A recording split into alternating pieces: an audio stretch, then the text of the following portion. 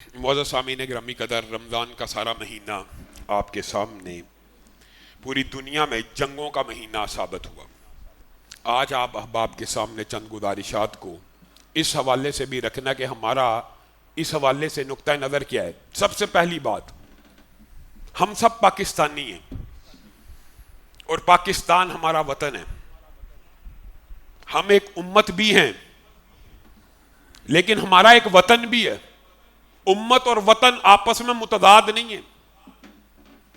اس وطن عزیز کے اندر کوئی بندہ امت مسلمہ کا نام لے کے اس وطن کو کاٹے، اس وطن کی بنیادوں کو کمزور کرنے کی کوشش کرے، اس وطن کے عوام میں نفرتوں کے بیج بوئے، اس وطن کو توڑنے کی سازش کرے، اس وطن کے اداروں حالت جنگ میں اس وطن کے فوجیوں کے خلاف گفتگو کرے اور سکردو کے اندر باضابطہ فوجیوں کو زندہ جلا دے اور احتجاج کرتے ہوئے بریگیڈیئر آفس کو آگ لگا دے، آرمی پبلک سکول کو آگ لگا دے، اور اس کے بعد ملک کا آرمی چیف ان کو سمجھانے کے لیے اپنے پاس بلائے اور ان سے یہ بات کہے کہ یہ وطن پاکستان آپ کا اپنا وطن ہے، اس کو آپ آگ نہیں لگا سکتے۔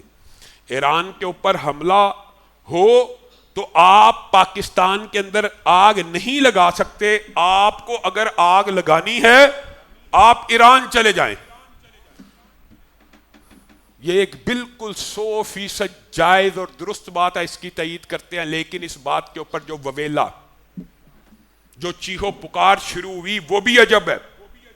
ہمیں جی یہ کہا گیا ایران چلے جاؤ اگر ایران سے محبت ہے، یہ کر دو۔ پورا آرمی چیف کے خلاف، پاکستان کی خارجہ پالیسی کے خلاف منظم طور پہ بیک وقت ایک ہی دن میں اس مکتبہ فکر کے تمام علماء نے بیانات جاری کیے، منظم کمپین کر کے۔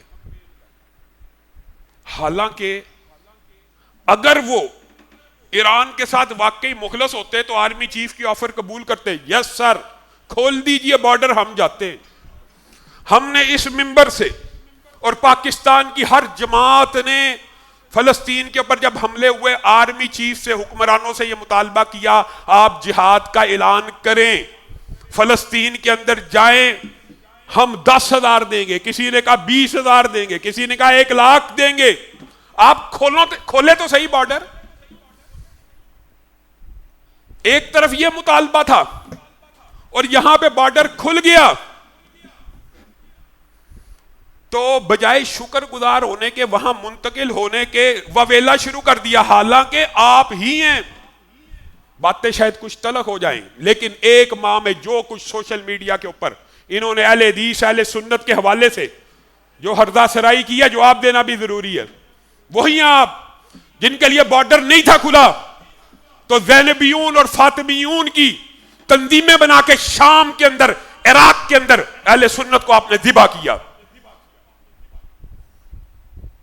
آج آپ کو اوپن بارڈر ملک کا آرمی چیف دے رہا کہ جائیے جا کے لڑیے۔ آپ نے ساری زندگی یہ پراپوگنڈا کیا اور آپ نے اس حملے کو بھی امت مسلمہ کے اوپر حملہ قرار دیا۔ شام کے اوپر جو حملہ تھا روس اور 13 وہ امت مسلمہ کے اوپر نہیں تھا۔ عراق کے اوپر جو اہل سنت کا ذبح کرنا تھا وہ امت مسلمہ کے اوپر نہیں تھا۔ یہ حملہ امت مسلمہ کے اوپر ہے تو جا کے لڑیے۔ اہل حدیث نے، دیوبندی نے، اہل سنت نے آپ کے ہمسایہ ملک افغانستان کے بارڈروں کے اوپر جا کر رشیا کا بھی مقابلہ کیا اور امریکہ کو بھی یہاں سے بھگایا ہے، یہاں سے دوڑایا ہے۔ لڑیں، کفار کے ساتھ لڑیں۔ آپ نے اپنی 6,000 سالہ تاریخ، ایران کے صدر صاحب کا بیان کیا آیا ہے جی ہماری 6,000 سالہ تاریخ ہے، 1400 سالہ تاریخ کے اوپر اطمینان نہیں ہے، 6,000 سالہ تاریخ ہے۔ وہ جو آبنائے خالد بن ولید ہے وہ آبنائے ہرمز ہے، جس بدبخت کو حضرت سیف اللہ نے اپنی تلوار سے تحقیق کیا، آج بھی نام آبنائے ہرمز ہے۔ اتنی نہ بڑا پاکی دامہ کی حقایت، دامن کو ذرا دیکھ، ذرا بند قبا دیکھ، تیرے ہمارے ہیروز فرق ہیں، تیرا ہمارا نقطہ نظر ہی فرق ہے۔ تیرا ہیرو ابو لولو فیروز المجوسی، جس کا علامتی مزار تو نے بابا شجاع کے نام سے بنایا ہوا اور فیروزہ کے نام سے مقدس پتھر بنائے ہوئے، تیرا ہیرو مالک اشتر ہے جو سیدنا عثمان کا قاتل ہے. اٹھائیے، الزام لگاؤں تو مجھے پکڑ لیجئے، اٹھائیے نیٹ.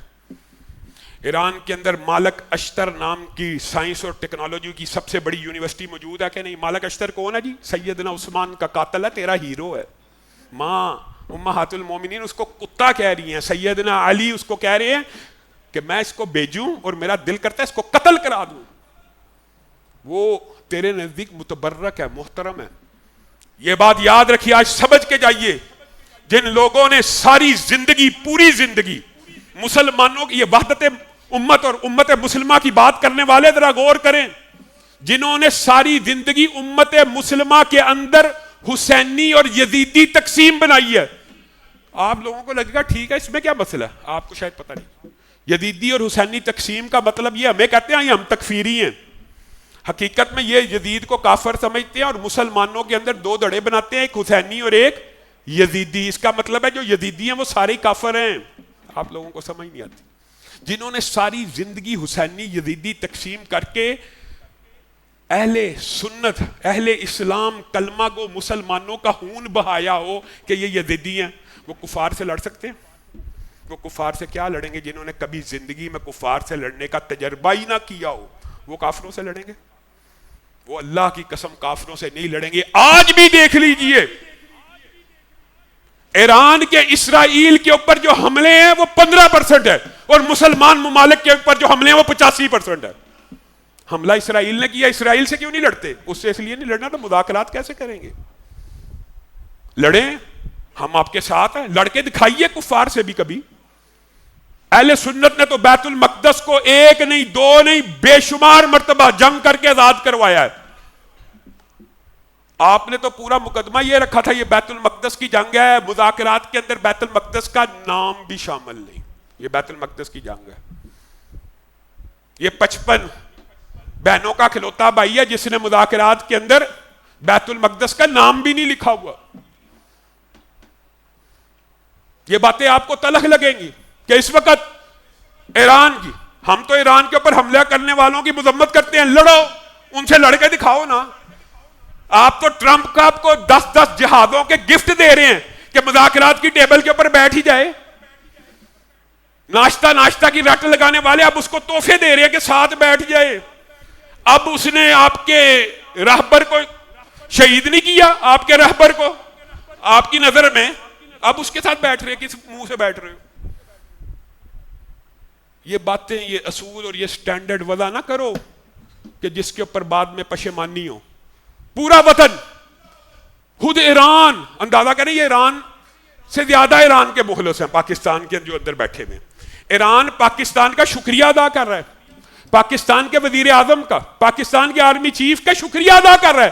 یہ بدبخت ان کے خلاف کمپینیں چلا رہے ہیں. آج پاکستان کو عزت اور وقار کی نظروں سے دیکھا جا رہا ہے کہ اتنی بڑی جنگ کے اندر ثالثی کیا کردار ادا کر رہا ہے. اس کے ثالثی کے کردار کو بھی گہنا رہے ہیں. یہاں پہ بیٹھا ہوا ایک وحدت امت کا چیمپئن، جی پاکستان جو ہے وہ سعودی عرب کے ساتھ ہے اور سعودی عرب امریکہ کے ساتھ ہے. پوری دنیا کے سارے ممالک یہودی ہیں، امریکی ایجنٹ ہے، یہ اکیلا نہیں ہے. بس ہم پاکستان کی خارجہ پالیسی کی اس وقت تائید کرتے ہیں اور آرمی چیف سے مطالبہ کرتے ہیں کہ یہ جو انتشاری گروہ ہے جو ہر روز پاکستان کے جھنڈے جلا رہا ہے، انڈیا کے جھنڈے گلگت بلتستان میں لہرا رہا ہے اور پاکستان کو 2 لخت کرنے کی باتیں کر رہا ہے، آپ کا مجھے بات بتائیے، یہ ایران میں جانے کا کہا ہے کہ کسی اللہ معاف کرے غلط جگہ جانے کا کہہ دیا تھا؟ اتنی تکلیف کس چیز کی ہوئی ہے؟ ہمارے لیے کھولیا بارڈر. اہل حدیث نے، دیوبند نے 20 مرتبہ کیا کھولیے. اور اللہ کے فضل سے یہ بات یاد رکھیے گا، آپ کی طرح نہیں ہے کہ یہاں بیٹھ کے اپنے ہی وطن کو گالیاں دیتے رہے. اگر کبھی حرمین شریفین کے دفاع کی باری آئی سب سے آگے ہوں گے اور بارڈر کھلیں گے تو سب سے پہلے پہنچیں گے بھی. آپ صرف باتیں کرتے ہیں. آپ نے امت مسلمہ کے اندر، آپ امت مسلمہ کی بات کرتے ہیں جن کی نظر میں سیدنا ابو بکر ہی مسلمان نہیں، جن کی نظر میں سیدنا عمر ہی مسلمان نہیں؟ ہمارے نزدیک ہر کلمہ گو مسلمان ہے، لیکن آپ کے نزدیک ہمارے اصحاب رسول بھی مسلمان نہیں۔ آپ نے لڑنا کفار سے؟ کبھی لڑ کے دکھایا ہو؟ کبھی زندگی میں؟ بند کیجئے عرب ممالک کے اوپر یہ جو حملے ہیں۔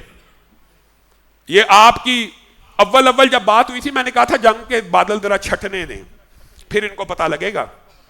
وہ جی امریکی اڈوں پہ حملے تھے، وہ امریکی اڈے بھی اب، وہ جی آئل ریفائنری پہ جو ہوا امریکی اڈا، وہ جو پانی کے ذخیرے پہ وہ امریکی اڈا، دبئی کے اندر پاکستانی شہید ہو گیا، وہ امریکی اڈا۔ آپ اپنا غصہ ہمیشہ مسلمانوں پہ نکالتے آئے ہیں اور آپ نے ہمیشہ مسلمانوں ہی پہ نکالا ہے۔ صدام حسین کے خلاف آپ تھے، شام کے اندر مسلمانوں کو قتل کرنے والے آپ تھے۔ آپ اپنے آپ کو اتنا پکیزہ پوتر نہ دکھائیں، پھر بھی مسلمان امت، ہماری وزیر خارجہ، ہمارا ملک اس وقت بھی ایران کی سفارتی محاذ کے اوپر بھی مدد کر رہا ہے، اور یہاں تک امریکہ کو کہا ہے کہ ان بندوں کو ٹارگٹ نہ کرنا، مذاکرات کن سے کرنے۔ ہر طرح کی اخلاقی مدد پاکستان نے ان کی ہے، ہر طرح کی سیاسی مدد پاکستان نے ان کی ہے، یہ پھر بھی پاکستان سے مطمئن نہیں۔ اور دکھ اور افسوس ہوتا ہے ان کی سہولت کاری، وہ بیچارے عمران خان صاحب اندر ہیں، اس کا غصہ بھی ایک پارٹی کا، وہ تو ہے، وہ ایک نیچرل الگ غصہ، وہ بھی ان کے سہولت کار بنے ہوئے۔ اس کے بیٹے نے بھی کل جوش میں آگے بیان دے دیا، وہ بھی کہتے ہیں جی یہ بیان جعلی ہے جعلی ہے۔ اللہ کے بندے، اس کے اپنے ٹویٹر اکاؤنٹ پہ لگا ہوا، جا کے دیکھ لو۔ وہ ایک غیر ملکی بندہ پاکستان کے اندر ہماری توہین رسالت کے قوانین کو چیلنج کر رہا ہے کہ یہ ختم ہونے چاہیے۔ پہلے عمران خان صاحب نے آسیہ ملونہ کو رہا کروایا تھا، اب ان کا بیٹا یو این او کے اندر جا کے بات کر رہا ہے کہ جی یہ جو بلاسفیمیز لاز ہیں نا، ان کے اندر جو عمر قید کی سزائیں ہیں پاکستان کے اندر، ان کو ختم ہونا چاہیے۔ یہ بیان کے بارے میں نے سینئر رہنماؤں کو کہا، میں کہا اس کو آن نہ کرنا، میں نے کہا اس کو آن نہ کرنا۔ بعد اہل حدیث بھی ظاہر ہے اس پارٹی میں موجود ہے، میں کہا اس کو آن نہ کرنا، اس بیان سے لا تعلقی کا اظہار کریں۔ وہ اتنے سینئر رہنما ہو کے کہتے ہیں علامہ صاحب اسی کہاں گے جیلی ہے، اندازہ کریں۔ اس کے اپنے ٹویٹر اکاؤنٹ پہ لگا تھا وہ جو بیان اس نے پاکستان کے حوالے سے کہا تھا اس سے نکال دیا جائے، وہ جیلی ہے، وہ پراپوگنڈا ہو سکتا ہے، لیکن یہ بیان اس کا اصلی ہے، اس کے اپنے اکاؤنٹ پہ آج بھی موجود ہے۔ اللہ کے بندو، عمران خان کی محبت میں اتنا آگے نہ بڑھو کہ رسول اللہ صلی اللہ علیہ وسلم کو کل کیا منہ دکھاؤ گے۔ یہ بلاسفیمیز لاز آپ کو بتایا نہیں ہے کہ اس وقت پوری ایک پروٹیکشن گینگ بن چکا ہے جو چاہتا ہے یہ توہین قرآن کرنے والے، توہین رسالت کرنے والوں کو آزاد کروایا جائے، ان بدبختوں کو بھی جنہوں نے قرآن کے اوپر غلاظت پھینکی۔ اور یہ بندہ وہاں سے بیٹھ کے کہہ رہا کہ یہ بلاسفیمیز لاز ختم کیے جائیں، اور تحریک انصاف کے اچھے خاصے لوگ